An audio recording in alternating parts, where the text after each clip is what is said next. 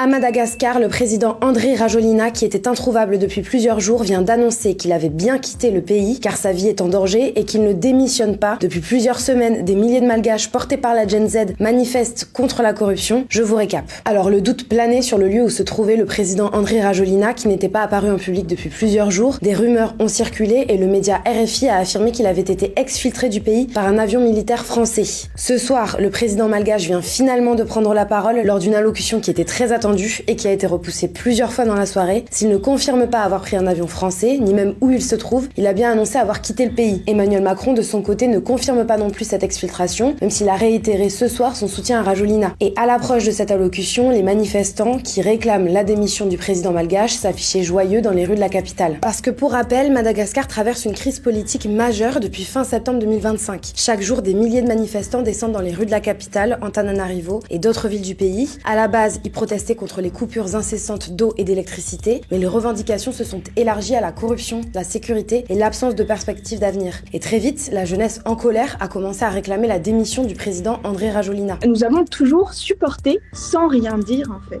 Mais désormais, le vade il est plein. En fait, on n'en peut plus. Enfin, nous, nos revendications, elles sont devenues très claires, voire sont très claires depuis un moment. On attend sa démission. Depuis 3 semaines, les affrontements entre les manifestants et les forces de l'ordre sont très violents. L'ONU fait état d'au moins 22 morts et plus d'une centaine de blessés. Des chiffres que Rajoelina conteste en évoquant lui 12 morts, selon lui des pilleurs. Et d'ailleurs, l'opposition et plusieurs syndicats réclament à ce sujet une enquête internationale sur les violences policières. Et ce samedi 11 octobre a été un tournant décisif. Une unité militaire clé de l'armée, le CAPSAT, a refusé de tirer sur la foule et a basculé du côté des manifestants. Nous n'avons pas l'honneur de tirer sur le peuple. Unissons nos forces militaires, gendarmes et policiers et refusons d'être payés pour tirer sur nos amis, nos frères et nos sœurs. Le 12 octobre, le CAPSAT a installé le général Pikoulas comme nouveau chef d'état-major, ce que le président Rajoelina a qualifié de tentative de prise de pouvoir illégale. Et cette révolte a poussé plusieurs hauts responsables à quitter le pays. L'ancien premier ministre Christian Lounsay et Ravatomanga Mamignana, le puissant homme d'affaires et bras droit de Rajoelina, ont quitté Madagascar pour l'île Maurice.